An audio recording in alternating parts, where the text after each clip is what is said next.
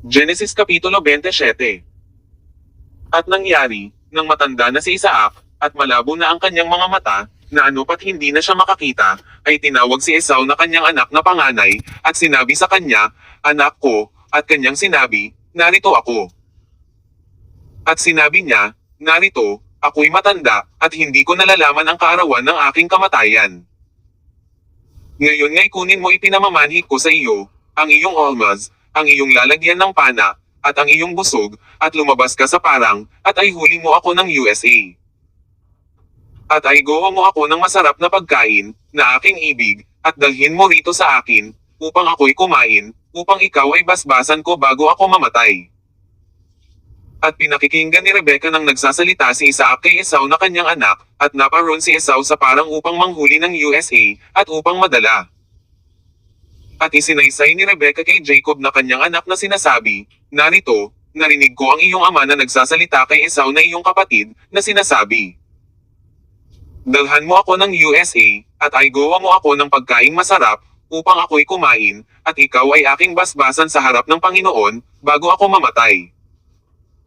Ngayon nga, anak ko, sundin mo ang aking tinig, ayon sa iniutos ko sa iyo. Pamaroon ka ngayon sa kawan, at dalhin mo rito sa akin ang dalawang mabuting anak ng kambing, at gagawin kong masarap na pagkain sa iyong ama, ayon sa kanyang ibig.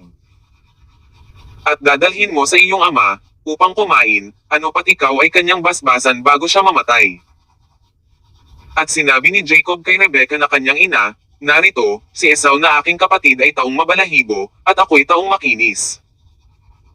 Marahil ay hihipuin ako ng aking ama, at aariin niya akong parang nagdaraya sa kanya, at ang aking mahihita ay sumpa at hindi basbas." At sinabi sa kanya ng kanyang ina, "Sa akin mapunta ang sumpa sa iyo, anak ko, sundin mo lamang ang aking tinig, at yumaon ka, na dalhin mo sa akin." At siya'y yumaon at dinala sa kanyang ina, at gumawa ang kanyang ina ng masarap na pagkain, na ibig ng kanyang ama. At kinuha ni Rebecca ang mainam na damit ni Esau, na kanyang anak na panganay, na nasa kanya sa bahay, at isinuot kay Jacob na kanyang bunsong anak. At ang mga balat ng mga anak ng kambing ay ibinalot sa kanyang mga kamay, at sa kinas ng kanyang leeg.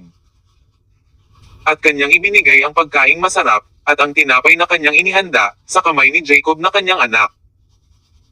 At siya'y lumapit sa kanyang ama, at nagsabi, "Ama ko," at sinabi niya, "Narito ako, sino ka, anak ko?" At sinabi ni Jacob sa kanyang ama, "Ako'y si Esau na iyong panganay, ginawa ko ang ayon sa sinabi mo sa akin, bumangon ka, ipinamamanhik ko sa iyo, maupo ka at kumain ka ng aking USA, upang basbasan ako ng iyong kaluluwa." At sinabi ni Isaac sa kanyang anak, "Ano't kay dali mong nakasumpong, anak ko?" At sinabi niya, "Sapagkat binigyan ako ng mabuting kapalaran ng Panginoon mong Diyos." At sinabi ni Isaac kay Jacob, "Lumapit ka rito, ipinamamanhik ko sa iyo upang hipiwan kita, anak ko, kung tunay na ikaw ang aking anak na si Esau o hindi." At lumapit si Jacob kay Isaac na kanyang ama, at hinipo siya, at sinabi, "Ang tinig ay tinig ni Jacob, ngunit ang mga kamay ay mga kamay ni Esau." At hindi siya nakilala, sapagkat ang kanyang kamay ay mabalahibo, gaya ng mga kamay ni Esau na kanyang kapatid, at sa gayo'y binasbasan siya. At sinabi niya, "Ikaw bang tunay ang aking anak na si Esau?" At sinabi niya, "Ako nga." At kanyang sinabi, "Ay lapit mo sa akin, at kakain ako ng USA ng aking anak, upang basbasan ka ng aking kaluluwa," at kanyang inilapit sa kanya at kumain siya, at siya'y dinalhan niya ng alak, at uminom. At sinabi sa kanya ni Isaac na kanyang ama, "Lumapit ka ngayon at humalik ka sa akin, anak ko." At siya'y lumapit at humalik siya sa kanya, at naamoy ng ama ang amoy ng kanyang mga suot, at siya'y binasbasan, na sinabi, "Narito, ang amoy ng aking anak ay gaya ng amoy ng isang parang na pinagpala ng Panginoon. At bigyan ka ng Diyos ng hamog ng langit, at ng taba ng lupa, at ng saga ng trigo at alak. Ang mga bayan ay mangaglingkod nawa sa iyo, at ang mga bansa ay mangagsiyukod sa iyo, maging Panginoon ka nawa ng iyong mga kapatid, at magsiyukod sa iyo ang mga anak ng iyong ina, sampin nawa ang mga sumusumpa sa iyo, at maging mapapalad ang mga magpapala sa iyo." At nangyari pagkatapos ng pagbabasbas ni Isaac kay Jacob, at bahagya ng kaalis ni Jacob sa harap ni Isaac na kanyang ama, ay dumating si Esau na kanyang kapatid, na galing sa kanyang panghuhuli. At siya may gumawa ng masarap na pagkain, at dinala niya sa kanyang ama, at sinabi niya sa kanyang ama, bumangon ang ama ko, at kumain ng USA ng kanyang anak, upang basbasan ako ng iyong kaluluwa. At sinabi ni Isaac na kanyang ama sa kanya, sino ka? At kanyang sinabi, ako ang iyong anak, ang iyong panganay na si Esau.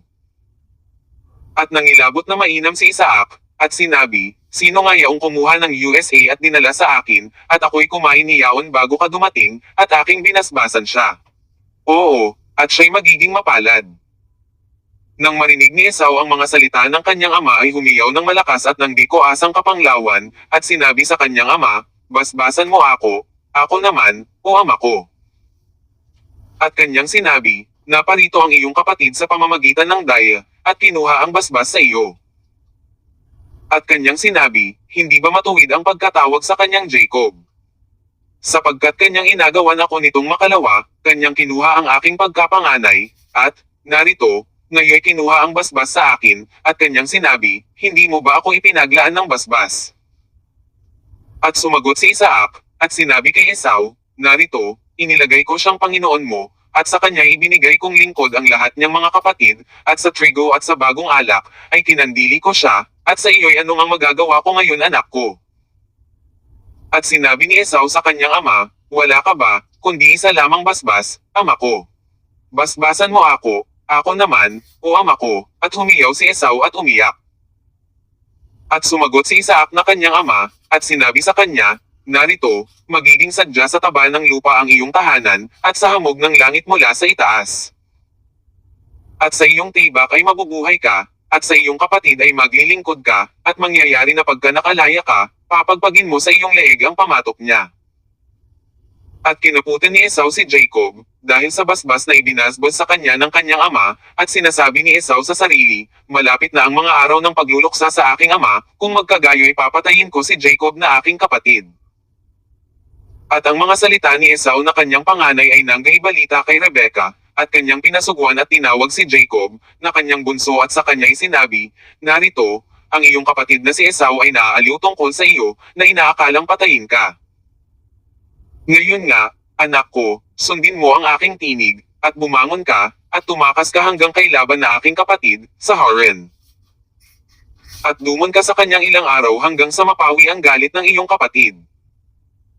Hanggang ang galit sa iyo, ng iyong kapatid ay mapawi at malimutan niya ang ginawa mo sa kanya, kung magkagayo ay pasusugwan kita at ipasusundo kita mula roon, bakit kapwa mawawala kayo sa akin sa isang araw? At sinabi ni Rebekah kay Isaac, ako'y yamot na sa aking buhay, dahil sa mga anak na babae ni Heth, kung si Jacob ay mag-asawa sa mga anak ni Heth na gaya ng mga ito, ng mga anak ng lupaing ito, ano pang kabuluhan sa akin ng aking buhay? Genesis Kapitulo 28. At tinawag ni Isaac si Jacob, at siya'y binasbasan, at siya'y pinagbilinan, na sinabi sa kanya, huwag kang mag-aasawa sa mga anak ng Canaan. Tumindig ka, pamaron ka sa Padan Aram, sa bahay ni Bethuel, na ama ng iyong ina, at mag-asawa ka roon sa mga anak ni Laban, na kapatid na lalaki ng iyong ina. At ikaw ay pagpalain nawa ng Diyos na makapangyarihan sa lahat, at ikaw ay palagwin, at ikaw ay paramihin, upang ikaw ay maging kapisanan ng mga bayan. At ibigay nawa sa iyo ang pagpapala kay Abraham, sa iyo, at 10 sa iyong binhi, upang iyong ariin ang lupaing iyong pinaglakbayan, na ibinigay ng Diyos kay Abraham. At pinapagpalam ni Isaac si Jacob, at naparoon siya sa Padan Aram kay Laban, anak ni Bethuel na taga Syria, na kapatid ni Rebekah, na ina ni Jacob at ni Esau.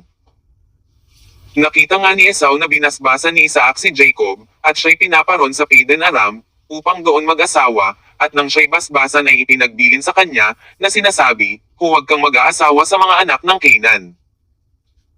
At sumunod si Jacob sa kanyang ama at sa kanyang ina, at naparoon sa Padan Aram. At nakita ni Esau na hindi nakalulugod ang mga anak ng Canaan kay Isaac na kanyang ama. At naparoon si Esau kay Ismael, at nag-asawa kay Mahaleth, anak ni Ismael, na anak ni Abraham, na kapatid na babae ni Nabaioth, bukod pa sa mga asawang mayroon na siya. At umalis si Jacob sa Beersheba at napasa dakong Haran. At dumating sa isang dako, at nagparaan ng buong gabi roon, sapagkat lumubog na ang araw, at kumuha ng isa sa mga bato sa dakong yaon, at inilagay sa kanyang yulunan, at nahiga sa dakong yaon upang matulog. At nanaginip, at narito, ang isang hagdan, na ang puno ay nasa lupa, at ang dulo ay umaabot sa langit, at narito, ang mga anghel ng Diyos na nagmamanhik manaog doon. At, narito, ang Panginoon ay nasa kataas-taasan ni Yaon, at nagsabi, Ako ang Panginoon, ang Diyos ni Abraham na iyong ama, at ang Diyos ni Isaac, ang lupang kinahihigaan mo ay ibibigay ko sa iyo at sa iyong binhi. At ang iyong binhi ay magiging parang alabok sa lupa, at kakalat ka sa kalunuran, at sa silanganan, at sa hilagan, at sa timugan at sa iyo at sa iyong binhi ay pagpapalain ang lahat ng angkan sa lupa.